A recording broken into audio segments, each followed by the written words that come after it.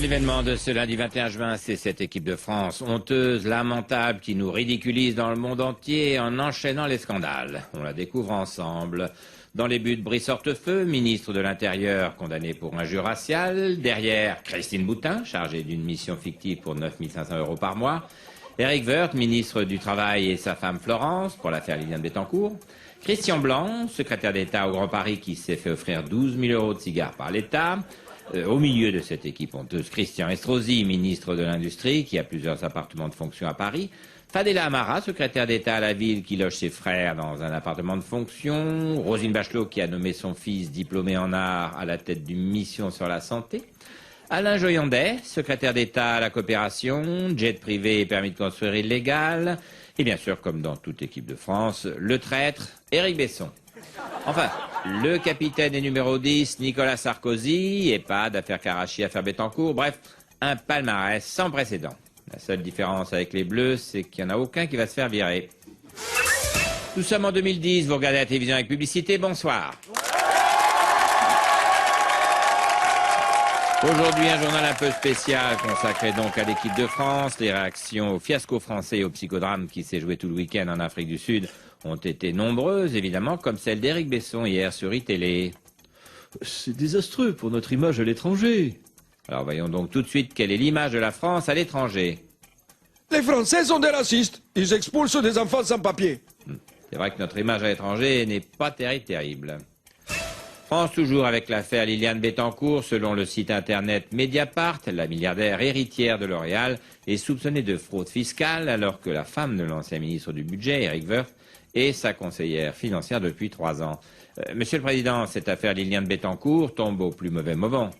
Qui ça, Bettencourt, l'otage que j'ai libéré? Alors, l'héritière de L'Oréal, Liliane Bettencourt. Ah, mamie Zinzin. Oh, elle a du blé, hein. Je pensais pas que le shampoing ça rapportait autant. Ah, justement, elle a financé vos campagnes, des projets gouvernementaux. Mamie Zinzin, elle est pas regardante à la dépense, hein, c'est ça l'avantage. Ça vous gêne pas? Non, elle me kiffe, mamie Zinzin. En plus, on lui a fait le bouclier fiscal. Elle peut nous renvoyer un peu l'ascenseur, hein. Non, vraiment, vous inquiétez pas, on s'entend hyper bien. Tellement elle a plu toute sa tête, tellement son chapeau c'est un entonnoir, tellement elle me prend pour son fichier né. Sans transition, science, petite incursion dans le monde de la technologie à travers un documentaire fort à propos. Regardez. L'homme. 7 millions d'années d'une lente évolution en passe de subir une prodigieuse accélération. Que ce soit avec la génétique qui ouvre la porte à toutes les mutations biologiques, la bionique et la robotique qui équipent l'homme de prothèses toujours plus performantes, ou les nano-implants qui modifieront bientôt les capacités du cerveau lui-même, la question est posée: à quoi ressemblera l'homme du futur? Un être bionique? Un surhomme? La réponse se trouve dans ce laboratoire américain.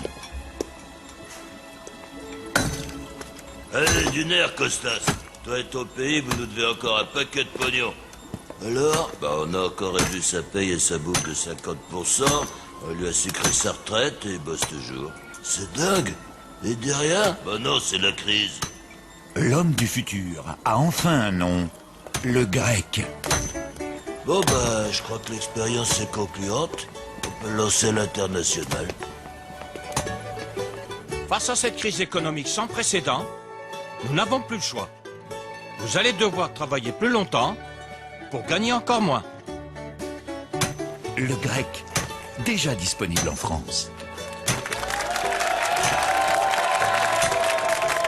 Voilà, on revient maintenant sur le feuilleton de l'équipe de France en Afrique du Sud. Hier, pour protester contre l'exclusion de Nicolas Anelka, les joueurs ont refusé de s'entraîner. Ils ont rédigé un communiqué pour expliquer leur réaction. Bon, les gars, faut qu'on ponde un texte pour Grosse. Qui a une écriture de Grosse? Personne? Bon, qui sait écrire? Coach, vous auriez un stylo? Ah oui, c'était la confusion dans le bus. Voilà, le coach a écrit une lettre de Grosse. Maintenant, qui sait lire? Ouais. Et surtout, ça explique pourquoi c'est Domenech qui a lu le communiqué. Une fois le communiqué rédigé, c'est donc Raymond Domenech qui est allé le lire aux journalistes, une scène totalement surréaliste. Mais Raymond, qu'est-ce qui se passe exactement avec les Bleus? Avant de répondre, je voudrais lire un communiqué de l'équipe. Ah, un nouveau communiqué des joueurs? Super, c'est un scoop ça. Allez-y, allez-y. Les joueurs de l'équipe de France ont décidé que je devais me coucher à 9 h, sans manger et sans regarder de DVD. Bonne nuit. Ah, ils ont vraiment pris le pouvoir. Hein. L'équipe de France toujours devant la situation catastrophique, les sponsors n'écoutant que leur courage, quittent le navire pour ne pas être associés à la débâcle des Bleus. Mais à la surprise générale, un nouveau sponsor est apparu, L'Oréal, l'entreprise de Liliane Bettencourt. Bon, alors, Mamie Zinzin, il faut donner de l'oseille pour les Bleus, hein. Il faut que L'Oréal les sponsorise, ils sont tout seuls. Qui ça? Bon, c'est pour De Gaulle, le général. Tu mets 5 millions d'euros, c'est pour sauver la France. Très bien. Mes amitiés à Jean Moulin. Oui, on lui dira. Quand il n'y a plus aucun espoir, que vous êtes à court de liquidités, que les banques vous tournent le dos, il ne reste qu'un seul recours. Mamie Zinzin. Mamie Zinzin, sponsor officiel de l'UMP.